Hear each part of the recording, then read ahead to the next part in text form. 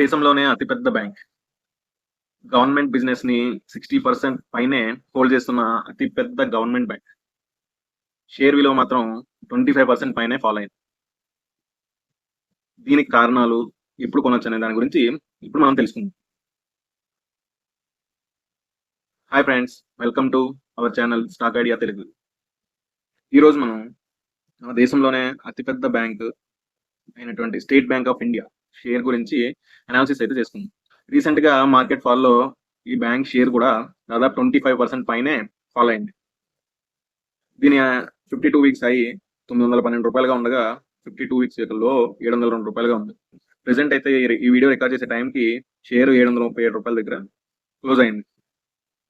Okay, ఈ share పెరగడానికి గల కారణాలు, అక్కడి నుంచి ఫాలో అవడానికి కారణాలు కూడా ఇప్పుడు మనం అయితే చూద్దాం. చెప్పాను కదా, ఫైనాన్షియల్ సెక్టర్లో ఎప్పుడైనా సరే మనం పిఈ కన్నా బుక్ వాల్యూ అయితే గమనించాలి. దీని యొక్క బుక్ వాల్యూ అయితే ఎంత ఉంది?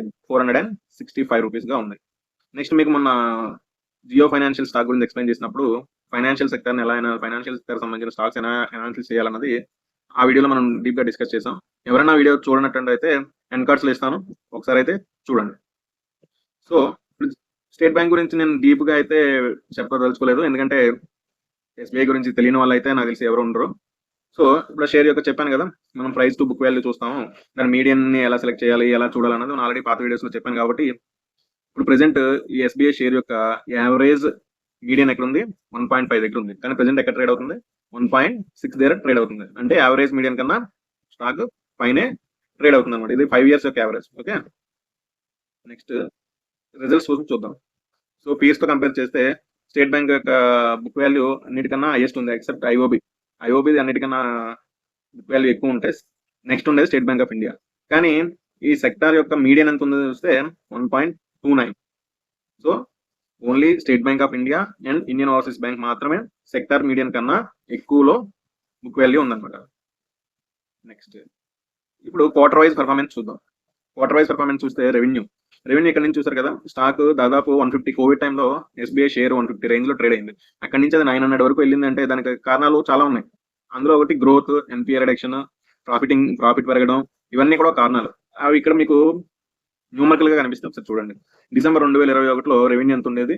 73,376 క్రోర్స్ గా ఉంటే అది హైయెస్ట్ గా ఎక్కడికి వచ్చిందంటే 1,24,654 క్రోర్స్ వచ్చింది. ఇప్పుడు ఈ డిసెంబర్ మన Q3 2025 క్వార్టర్ కి దాని యొక్క ఇది ఎక్కడి వరకు వచ్చింది? 1,24,650 క్రోర్స్ గా నమోదైంది. ఇక్కడ నుంచి చూస్తున్నారు కదా గ్రోత్ అయితే ఎలా ఉందో. రెవెన్యూస్ లో గ్రోత్ అయితే కాన్స్టెంట్ గానే పెరుగుతూ వచ్చింది. అలాగే ఇంట్రెస్ట్ ఇన్కమ్ చెప్పాను కదా, ఎప్పుడైనా ఫైనాన్షియల్ సెక్టర్ లో మేజర్ ఇన్కమ్ ఎక్కడి నుంచి వస్తుంది? ఇంట్రెస్ట్ నుంచే వస్తుంది. నెక్స్ట్ ఎక్స్పెన్సెస్ లో చాలా ఉన్నాయి. ఇక్కడ మీరు ప్లస్ సింబల్ ఉంటుంది, దాన్ని ప్రెస్ చేస్తే ఎంప్లాయీ కాస్ట్. ఈ ఎక్స్పెన్సెస్ లో ఎంప్లాయీ కాస్ట్ అంటే వాళ్ళ శాలరీస్, బెనిఫిట్స్ ఇవన్నీ చూస్తారు కదా. ఎంప్లాయీ కాస్ట్ ఎంత ఉంది అని చూస్తారు కదా, ఎంప్లాయీ కాస్ట్ కూడా తగ్గుకుంటూ వచ్చింది. మీకు హైయెస్ట్ గా 19.25 మార్చ్ 2023లో ఉంటే అక్కడ నుంచి తగ్గుకుంటూ 14.17 వచ్చింది. ఇక్కడ 19.25 పెరగడానికి కూడా పే రివిజన్ ఒక కారణం అనమాట. ఆ తర్వాత పే రివిజన్ అయిపోయింది కాబట్టి నెక్స్ట్ నుంచి ఎంప్లాయీ కాస్ట్ పర్సెంటేజ్ కూడా తగ్గుతూ వచ్చింది. సో ఇది తగ్గడం కూడా ప్రాఫిట్ ఇంక్రీజ్ అవడానికి ఒక కారణంగా చూసుకోవచ్చు. నెక్స్ట్ అదర్ ఇన్కమ్ కూడా చూసారు కదా, 31,152 క్రోర్స్ నుంచి 43,200 క్రోర్స్ వరకు వచ్చింది. అదర్ ఇన్కమ్ అంటే నాన్ ఇంట్రెస్ట్ ఇన్కమ్ అనమాట. అంటే వీళ్ళు ఛార్జెస్ చేస్తారు కదా మన మీద. ఇప్పుడు స్టేట్మెంట్ ఇచ్చిన ఛార్జ్, డూప్లికేట్ పాస్బుక్ ఇచ్చిన ఛార్జ్, అలాగే మనకి ఏ సర్వీస్ ప్రొవైడ్ చేసినా సరే మనకి ఛార్జ్ అయితే చేస్తారు. అలాగే మినిమం బ్యాలెన్స్ ఛార్జ్, ఇలా మనం డిలే పేమెంట్ చేసాం అనుకోండి, ఏదైనా ఈఎంఐ మనం కట్టాల్సిన డేట్ కన్నా లేట్గా కడితే మనకి పీనల్ ఛార్జ్ చేస్తారు కదా, అది ఇంతకుముందు ఇంట్రెస్ట్ ఇన్కమ్ లో యాడ్ చేసేవారు. కానీ రీసెంట్ ఆర్బీఐ చేంజెస్ వల్ల ఏంటంటే అలా పీనల్ కలెక్ట్ చేసిన దాన్ని ఇంట్రెస్ట్ ఇన్కమ్ లో యాడ్ చేయడం అనేసి అదర్ ఇన్కమ్ లో యాడ్ చేస్తున్నారు అనమాట. దానివల్ల అదర్ ఇన్కమ్ కూడా ముందుతో పోలిస్తే పెరిగింది. నెక్స్ట్ ప్రాఫిట్ బిఫోర్ ట్యాక్స్ చూస్తున్నారు కదా, మనకి ఈ రీసెంట్ క్వార్టర్స్ లో షేర్ పడ్డానికి చూడండి, మీకు ఇక్కడ చూస్తే మీకు క్లియర్ గా అర్థమవుతుంది. మార్చ్ 2024 ఎంత ఉంది ప్రాఫిట్ బిఫోర్ ట్యాక్స్? 28,852 క్రోర్స్ గా ఉంటే జూన్కి వచ్చేసరికి 26,000. సెప్టెంబర్ లో కొంచెం పెరిగింది 27,000. మళ్ళీ ఇప్పుడు డ్రాప్ అయింది 25,000. అంటే లాస్ట్ 3 క్వార్టర్స్ కన్నా ఇప్పుడు వచ్చిన ప్రాఫిట్ అయితే తగ్గింది. సో దాంతో నెట్ ప్రాఫిట్ కూడా లాస్ట్ 3 క్వార్టర్స్ తో పోలిస్తే తగ్గింది. బట్ లాస్ట్ ఇయర్ ఇదే క్వార్టర్ తో పోలిస్తే భారీగానే పెరిగింది. కానీ అంటే లాస్ట్ 3 క్వార్టర్స్ తో కంపేర్ చేస్తే ప్రెసెంట్ అయితే తగ్గింది. అలాగే గ్రాస్ ఎన్పిఏ, నెట్ ఎన్పిఏ. ఇందులో gross NPA, net NPA present quarter wise ఉంటుంది అనమాట. ఇది ఏంటంటే లాస్ట్ క్వార్టర్ వరకు అప్డేట్ అయింది. సో దీని డీటెయిల్స్ మనకి పూర్తిగా కావాలంటే స్టేట్ బ్యాంక్ ఆఫ్ ఇండియా వెబ్సైట్కి వెళ్తే వాళ్ళ రిజల్ట్స్ ఉంటాయి అన్నమాట. ఇలాగా వాళ్ళ వెబ్సైట్ లో చూడొచ్చు, లేదంటే బిఎస్సి వెబ్సైట్ లో చూడొచ్చు. మనకి వాళ్ళ యొక్క టోటల్ రిజల్ట్స్ని ఇలా అయితే మనకి ప్రజెంట్ చేస్తారు. దాంట్లో మనం మిగతా డీటెయిల్స్ అంటే అక్కడ అవైలబుల్గా లేని డీటెయిల్స్ అయితే మనం చెక్ చేయొచ్చు అనమాట. గ్రాస్ ఎన్పిఏ రేషియో ఎంత ఉంది? 2.07. So year quarter on quarter కూడా ఎన్పిఏ అయితే తగ్గింది. ఇది ఒక పాజిటివ్ అనమాట. బ్యాంకులకు ఎప్పుడైనా సరే ఎన్పిఏ తగ్గింది అంటే బ్యాంక్స్ బాగా పెర్ఫామ్ చేస్తున్నట్టు. ఎన్పిఏ అంటే ఏం లేదు, ఇప్పుడు బ్యాంక్స్ లోన్స్ కదా ఇస్తాయి. ఆ లోన్స్ ఇచ్చిన వాటిలో ఎంతో కొంతమంది కట్టకుండా ఉంటారు, మొండి బకాయిల కింద తయారవుతాయి. వాటి పర్సంటేజ్ ఎంత తక్కువ ఉంటే బ్యాంక్ హెల్త్ అనేది అంత బాగున్నట్టు అనమాట. ఇప్పుడు ఎక్కువ మంది కట్టడం మానేస్తున్నారు అనుకోండి, ఆటోమేటిక్గా ఎన్పిఏ అనేది పెరిగిపోతుంది. ఎన్పిఏ పెరిగిందంటే ఆటోమేటిక్ బ్యాంక్స్ స్ట్రెస్ లో ఉన్నాయని అర్థం అనమాట. So NPA quarter on quarter కానీ ఇయర్ ఆన్ ఇయర్ కానీ తగ్గుతుంది అంటే ఆ బ్యాంక్ మంచి హెల్తీగా ఉందని అర్థం. సో గ్రాస్ ఎన్పిఏ తగ్గింది, నెట్ ఎన్పిఏ కూడా తగ్గింది. ఇది పాజిటివ్ అనమాట. స్లిప్పేజెస్ కూడా ఇయర్ ఆన్ ఇయర్ అయితే తగ్గాయి. నెక్స్ట్ ఇక్కడ మళ్ళీ మీరు చూసుకోవచ్చు వాళ్ళ యొక్క పెర్ఫార్మెన్స్ కూడా ఇక్కడ చూపిస్తారు. యోనో ద్వారా అకౌంట్స్, నెక్స్ట్ అలాగే ఆల్టర్నేటివ్ ఛానల్స్ ద్వారా ట్రాన్సాక్షన్స్ చేయడం వల్ల వీళ్ళ మీద ఏంటంటే కాస్ట్ అనేది బ్యాంక్ వెళ్ళి మనం ఓచర్ ఫిల్ చేసి డబ్బులు కట్టి ట్రాన్సాక్షన్ ఈ కాస్ట్ కన్నా వాళ్ళకి డిజిటల్ గా ట్రాన్సాక్షన్ జరిగితే వాళ్ళకి కాస్ట్ అనేది తగ్గుతుంది అనమాట. సో డిజిటల్ గా బ్యాంక్ ఎంత అయితే ఇంప్రూవ్ అవుతుందో వాళ్ళ మీద కాస్ట్ కూడా అంత తగ్గుతుంది అనమాట. ఇక్కడ చూస్తున్నారు కదా profit and loss statement. Interest income earned చూసారు కదా, క్వార్టర్ ఆన్ క్వార్టర్ 3% పెరిగితే ఇయర్ ఆన్ ఇయర్ 10% పెరిగింది. Interest expenses year on year లో 13% పెరిగితే క్వార్టర్ ఆన్ క్వార్టర్ లో 5% పెరిగింది. Net interest income quarter on quarter లో డిప్ ఉంది, నెట్ ఇంట్రెస్ట్ ఇన్కమ్ లో డిప్ ఉంది. అలాగే నెట్ ఇంట్రెస్ట్ మార్జిన్ లో కూడా ఇయర్ ఆన్ ఇయర్ లోని డిప్ ఉంది, క్వార్టర్ ఆన్ క్వార్టర్ లో కూడా డిప్ ఉంది. ఇవి డిప్ ఉంటే ఆటోమేటిక్ గా ప్రాఫిట్ కూడా డిప్ అవుతుంది. Operating profit quarter on quarter లో నెగిటివ్ లో ఉంది. ప్రొవిజన్స్ పెట్టారనమాట. ప్రొవిజన్స్ అంటే ఇప్పుడు ఎన్పిఎల్ అవుతాయి కదా, ఏదైనా లోన్ ఎన్పిఐ అయిందంటే దానికి వీళ్ళు క్యాపిటల్ నుంచి కొంత అమౌంట్ తీసి దానికి ప్రొవిజనింగ్ చేస్తారనమాట. సో ఈ ప్రొవిజనింగ్ చేయడం వల్ల ఏమవుతుందంటే ఆటోమేటిక్ గా ప్రాఫిట్ తగ్గుతుంది. ఎందుకంటే వీళ్ళు ఏ ప్రొవిజన్ చేయాలన్నా ఆ ప్రాఫిట్ లో ఉన్న అమౌంట్ తీసే ప్రొవిజనింగ్ చేయాలన్నమాట. దానివల్ల ఏమవుతుంది, వీళ్ళ ప్రాఫిట్ అనేది తగ్గుతూ వస్తుంది. అందువల్ల ప్రాఫిట్ ఆఫ్టర్ ట్యాక్స్ ఏమైంది, క్వార్టర్ ఆన్ క్వార్టర్ 7% మైనస్ లో ఉందన్నమాట. ఓకే, ఇవే మేజర్ గా బ్యాంక్స్, ఫైనాన్షియల్ ఇన్స్టిట్యూషన్స్ కి మనం చూసేటప్పుడు వాటి యొక్క ఎన్పిఏని గ్యారంటీగా మనం అబ్జర్వ్ చేయాలన్నమాట. ఎన్పిఏ ఎంత తక్కువగా ఉంటే, ప్రొవిజన్ కవరేజ్ రేషియో అంత ఎక్కువగా ఉండి క్వార్టర్ ఆన్ క్వార్టర్ ఎన్పిఏ తగ్గుతుంది అంటే మాత్రం ఆ బ్యాంక్ కానీ ఆ ఫైనాన్షియల్ ఇన్స్టిట్యూషన్ కానీ మంచి హెల్దీగా ఉందన్నది మనకు అర్థం. వాటిలో కనుక పెరుగుదల ఉంది, లేదంటే ఎడిషన్ స్లిపేజెస్ అంటే అకౌంట్స్ ఎన్పిఏగా టర్న్ అవుతాయి, ఆ క్వార్టర్లో ఎన్ని అయితే టర్న్ అవుతున్నాయో అవి ఎక్కువగా టర్న్ అవుతున్నాయి అనుకోండి, దానివల్ల కూడా బ్యాంక్ ప్రొవిజనింగ్ ఎక్కువ చేయాల్సి ఉంటుంది కాబట్టి లాసుల్లోకి వెళ్ళే అవకాశం ఉంటుంది. సో ఏ బ్యాంక్ గురించి మీరు అనాలిసిస్ చేసేటప్పుడు ఈ పాయింట్స్ మాత్రం కంపల్సరీ మీ అనాలిసిస్ లో యాడ్ అయితే చేసుకుంటారు. అవి లేకుండా మాత్రం ఫైనాన్షియల్ సెక్టర్ ని అనాలిసిస్ అయితే చెయ్యొద్దు. ఇక్కడ చూస్తున్నారు కదా, గ్రాస్ ఎన్పిఏ ఇంతకుముందు ఎంత ఉంది, ఇప్పుడు ఎంత ఉంది. ఇయర్ ఆన్ ఇయర్ లో మాత్రం గ్రాస్ ఎన్పిఏ పెరిగింది, అలాగే నెట్ ఎన్పిఏ కూడా పెరిగింది. చూస్తున్నారు కదా, సెప్టెంబర్ 2024 కి గ్రాస్ ఎన్పిఏ 83,369 ఉంటే ఇప్పుడు 84,360కి వెళ్ళింది. అదే నెట్ ఎన్పిఏ 20,294 ఉంటే 21,378కి వెళ్ళింది. కానీ మరి నెట్ ఎన్పిఏ తగ్గిందన్నారు, గ్రాస్ ఎన్పిఏ పర్సెంటేజ్ కూడా తగ్గిందన్నారు. ఇక్కడేమో మరి గ్రాస్ ఎన్పిఏ ఫిగర్స్ లో చూస్తే పెరిగింది, నెట్ ఎన్పిఏ ఫిగర్స్ లో చూస్తే తగ్గింది, మరి పర్సెంటేజ్ ఎందుకు తగ్గింది అనే డౌట్ మీకు రావచ్చు. దీనికి కారణం ఏంటంటే నెట్ ఎన్పిఏని గ్రాస్ ఎన్పిఏని మనకి ఎలా చూస్తారంటే, ఇప్పుడు ఒక 100 కోట్లు బిజినెస్ చేస్తుంది అనుకోండి బ్యాంక్, అందులో 1 కోటి ముందు బకాయిలో ఉందనుకో, అప్పుడు పర్సెంటేజ్ ఎంత ఉంటుంది.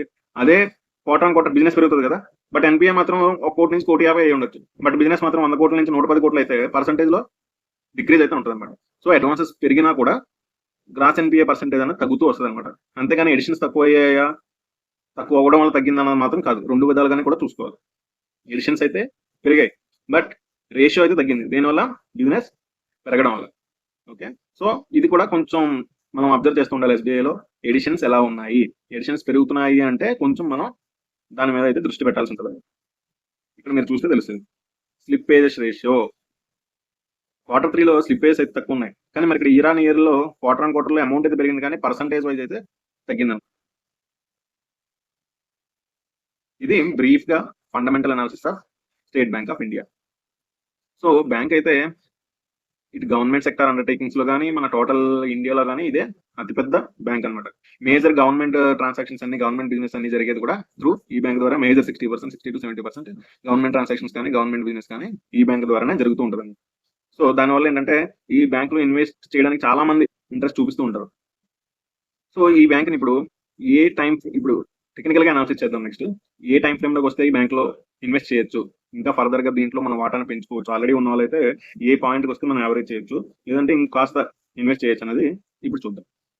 సో ఈ వీడియోలో ముందుకెళ్ళి నెక్స్ట్ ఈ వీడియోలో మనం అనాలిసిస్ చేసుకునే ముందు ఎవరికైనా ఇలా మన వీడియోస్ ద్వారా ఏ షేర్ గురించైనా కంప్లీట్ అనాలిసిస్ కావాలి, టెక్నికల్‌గా బోత్ ఫండమెంటల్‌గా అనాలిసిస్ కావాలనుకుంటే కామెంట్ రూపంలో తెలియజేయండి. అలాగే మన వీడియోస్‌ని లైక్ చేయండి. అలాగే మిగతా వాళ్ళకి, మీ ఫ్రెండ్స్‌కి, మీ ఫ్యామిలీ మెంబర్స్‌కి ఈ వీడియోస్ మన కంటెంట్ ఉపయోగపడుతుందనుకుంటే షేర్ చేసి మమ్మల్ని కొంచెం ఎంకరేజ్ చేస్తే ఇటువంటి మంచి మంచి వీడియోస్ మీ ముందుకు తీసుకురావడానికి మేము కూడా ఇంకా ఎక్కువ కష్టపడతాం. సో మాకు కొంచెం ఎంకరేజ్‌గా ఉండడానికి సబ్స్క్రైబ్ చేసుకోండి. వీడియోస్‌ని లైక్ చేయండి. అలాగే మీకు ఎటువంటి సందేహం ఉన్నా, లేదంటే ఏ షేర్ గురించి తెలుసుకోవాలన్నా కామెంట్ రూపంలో మనకు తెలియజేస్తే వీలైనంత వరకు ఆ షేర్ గురించి అనాలిసిస్ చేసి దాని యొక్క వీడియో అయితే మన ఛానల్‌లో పోస్ట్ చేయడం జరుగుతదండి. ఇప్పుడు మనమైతే టెక్నికల్ అనాలిసిస్ అయితే చూద్దాం.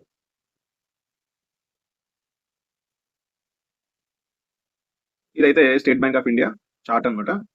సో మీకు ఆల్రెడీ మన పాత వీడియోస్‌లో కూడా చెప్పాను. ఎప్పుడైనా సరే ఒక స్టాక్ యొక్క చార్ట్ అనాలిసిస్ చేయాలంటే హయ్యర్ టైమ్ ఫ్రేమ్ నుంచి లోయర్ టైమ్ ఫ్రేమ్‌కి రావాలన్నమాట. సో టాప్ డౌన్ అప్రోచ్ అనేది ప్రతి స్టాక్‌లో మనం చేసుకుంటేనే దాని యొక్క రిజల్ట్ మనకి బావుంటది. ప్లస్ మనకి కరెక్ట్ అయిన పాయింట్స్ అనేవి మనకి దొరుకుతాయి. ఇప్పుడు హైయెస్ట్ టైమ్ ఫ్రేమ్ అంటే ఇయర్లీ టైమ్ ఫ్రేమ్. ఇది చూస్తున్నారు కదా! ఇది మనకు SBI stock yearly time frame అన్నమాట. ఇయర్లీ టైమ్ ఫ్రేమ్‌లో దగ్గరలో ఉన్న సపోర్ట్‌ని అయితే ఇప్పుడు మీకు డ్రా చేసి చూపిస్తాను. సో దీని రేంజ్ ఏంటి? 643. 643 రేంజ్ అనేది మనకి మంచి సపోర్ట్ రేంజ్ అన్నమాట ఇది. ఇయర్లీ టైమ్ ఫ్రేమ్‌లో. Next half yearly time frame చూద్దాం. హాఫ్ ఇయర్లీ టైమ్ ఫ్రేమ్‌లో చూసినా కూడా ఈ రేంజ్ అనేది మంచి సపోర్ట్ రేంజ్.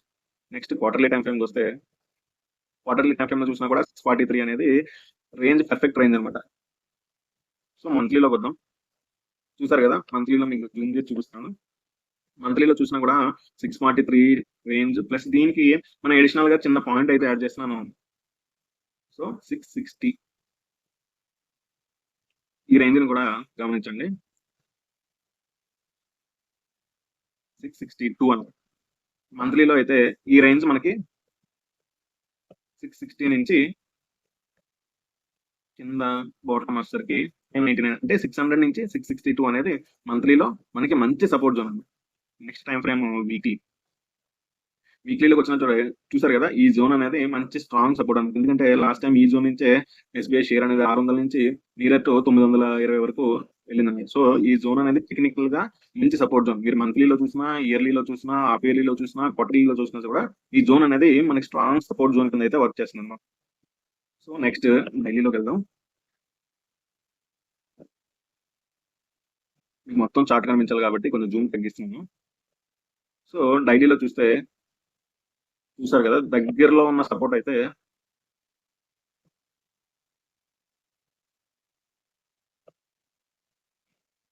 ఇదన్నమాట. అంటే ఇది స్ట్రాంగ్ సపోర్ట్ అయితే కాదు. బట్ స్వింగ్ ట్రేడ్‌కి, ఇంట్రాడే ట్రేడ్‌కి అయితే మాత్రం ఈ సపోర్ట్ జోన్ అయితే మనకొస్తది. 702 నుంచి 714 అనేది మనకి స్వింగ్ ట్రేడ్‌కి లేదా ఇంట్రాడే ట్రేడ్‌కి మాత్రమే వాడండి. ఇది స్ట్రాంగెస్ట్ సపోర్ట్ అయితే కాదు కానీ ఇక్కడి నుంచి అయితే సమ్ బౌన్స్ బ్యాక్ కొంత బౌన్స్ బ్యాక్ ఆ రివర్సల్ వచ్చే ఛాన్స్ అయితే ఉందన్నమాట. మేజర్ సపోర్ట్ ఇక్కడ చూస్తున్నారు కదా! మంత్లీలో చూసినా, ఇయర్లీలో చూసినా, క్వార్టర్లీలో చూసినా ఈ సపోర్ట్ జోన్ ముఖ్యంగా 640 నుంచి 662 ఈ రేంజ్ నుంచి అయితే ఎస్‌బీఐలో రివర్సల్ అయితే రావడానికి ఛాన్సెస్ ఎక్కువగా ఉన్నాయి. సో ఎవరైనా సరే స్టేట్ బ్యాంక్ ఆఫ్ ఇండియాలో కొత్తగా ఇన్వెస్ట్ చేద్దాం అనుకున్నా సరే, కొత్తగా ఇన్వెస్ట్ చేయాలనుకున్న వాళ్ళు 600 నుంచి 662 మధ్యలో ఈ స్టాక్‌లో ఇన్వెస్ట్‌మెంట్ అయితే చేయొచ్చు. అలాగే ఇప్పుడు ఆల్రెడీ ఎస్‌బీఐలో హోల్డ్ చేస్తూ మళ్ళీ ఇంకా పడుతుంది కాబట్టి యావరేజ్ చేద్దాం అనుకున్నా సరే, ఈ పాయింట్‌కొచ్చాక యావరేజ్ చేసుకోవడం అనేదైతే మనకి రివర్సల్ రావడానికి ఎక్కువ ఛాన్సెస్ ఉన్నాయి కాబట్టి ఈ పాయింట్‌కొచ్చాక యావరేజ్ చేసుకోవడం అనేది మంచి ఇదన్నమాట. అలాగే ఇది ఈ షేర్ మన ఇండెక్స్ వైస్ చూసినా సరే ఇది నిఫ్టీ పిఎస్యూ బ్యాంక్‌లోకి వస్తది కాబట్టి ఒకసారి సెక్టర్ కూడా ఎలా ఉందో ఒకసారి అబ్జర్వ్ చేద్దాం. ఇది నిఫ్టీ పిఎస్యూ బ్యాంక్ యొక్క చార్ట్ అన్నమాట. ఇది ఆల్రెడీ క్వార్టర్లీలో ఉన్న సపోర్ట్ జోన్ నుంచి ఆల్రెడీ రియాక్ట్ అయింది. ఆల్రెడీ రియాక్ట్ అయ్యి మనకి రివర్సల్ కూడా జరిగింది. బట్ మళ్ళీ అక్కడి నుంచి ఈ మంత్లీలో ఉన్న రెసిస్టెన్స్ నుంచి మళ్ళీ రివర్సల్ అయితే కిందకి వస్తుందన్నమాట. సో సెక్టార్ కూడా డౌన్ ట్రెండ్ లోనే ఉంది. సో సెక్టార్ కూడా డౌన్ ట్రెండ్ లోనే ఉంది కాబట్టి ఎస్‌బీఐ షేర్ కూడా కిందకి రావడానికి అయితే ఎక్కువగా ఛాన్సెస్ అయితే ఉన్నాయి. సో ఎవరైనా సరే ఇన్వెస్ట్ చేద్దాం అనుకుంటే ఆల్రెడీ నేను డిస్కస్ చేసిన పాయింట్స్ అయితే గుర్తున్నాయి కదా! ఆ పాయింట్స్‌కి వచ్చాక ఇన్వెస్ట్ చేయడం అనేది బెస్ట్ ఆప్షన్ అన్నమాట. మళ్ళీ చూపిస్తాను. 600-662 బ్రాడ్ రేంజ్. ఈ రేంజ్ లో మాత్రం మంచిగా ఇన్వెస్ట్ చేసుకోవడానికి అయితే మంచి జోన్. సో టెక్నికల్ గా, ఫండమెంటల్ గా మన ఎస్బీఐ షేర్ అయితే అనాలిసిస్ చేసాం. ఎప్పుడైనా ఇన్వెస్ట్ చేసే ముందు మాత్రం నెక్స్ట్ వచ్చే రిజల్ట్స్ స్టేట్ బ్యాంక్ యొక్క రిజల్ట్స్ అయితే దృష్టిలో పెట్టుకోండి. అవి ఎలా చూడాలంటే మనం డైరెక్ట్ స్క్రీనర్లోకి వెళ్ళినా మనం ఇందాక చూడొచ్చు. ఇంకా డీటెయిల్డ్ గా కావాలంటే state bank of India quarterly results, next వచ్చేది Q4 కాబట్టి Q4 రిజల్ట్స్ 2025 అని గూగుల్లో సెర్చ్ చేస్తే చాలా వెబ్సైట్లు వస్తాయి. కానీ మీరు డైరెక్ట్ గా ఎస్బీఐ వెబ్సైట్కి వెళ్తే మీకు నీట్ గా వాళ్ళు పీడిఎఫ్ అయితే అప్లోడ్ చేసి ఉంటారు. దాన్ని తీసుకుని మీరైతే చూడొచ్చు అనమాట. లేదు బీఎస్సీ వెబ్సైట్ లోకి వెళ్ళినా సరే మనకి రిజల్ట్స్ అయితే దొరుకుతాయి. దాంట్లో మీరు ముఖ్యంగా చూడాల్సింది ఎన్పిఏ తగ్గిందా లేదా, ఎడిషన్స్ స్లిప్పేజెస్ ఎలా ఉన్నాయి, బిజినెస్ గ్రోత్ ఎలా ఉంది, ప్రాఫిట్ గ్రోత్ ఎలా ఉంది. ఈ పాయింట్కి వచ్చేసరికి అందులో కూడా కొంచెం టర్న్ ఓవర్ వస్తే, ఎలాగ రీసెంట్ గా ఆర్బీఐ కూడా ఇంట్రెస్ట్ రేట్లు తగ్గించింది కాబట్టి లోన్స్ తీసుకునే వాళ్ళ సంఖ్య కూడా పెరుగుతుంది కాబట్టి ఆటోమేటిక్ గా బ్యాంక్ బిజినెస్ కూడా పెరుగుతుంది. దీనివల్ల ఏంటంటే ఎన్పిఏ పర్సెంటేజ్ తగ్గచ్చు, అలాగే ప్రాఫిట్ కూడా పెరగచ్చు. కాబట్టి రివర్సల్ రావడానికి అయితే ఎక్కువ ఛాన్సెస్ ఉన్నాయి. కాబట్టి ఈ పాయింట్లన్నీ కూడా మీరు అబ్జర్వ్ చేసి మీ అనాలిసిస్ కూడా ఒకసారి చేసుకొని ఎంటర్ అవ్వడం అయితే మంచి ఆప్షన్. సో మా తరపు నుంచి చిన్న రిక్వెస్ట్ ఏంటంటే, ఇలాంటి మంచి మంచి వీడియోస్ మీ ముందుకు తీసుకురావడానికి మేము పడుతున్న కష్టానికైతే మీరు ఈ వీడియోని లైక్ చేసి, కామెంట్ చేసి, షేర్ చేసి మాకు మంచి సపోర్ట్ అయితే ఇస్తారని కోరుకుంటూ థ్యాంక్ యూ. బాయ్.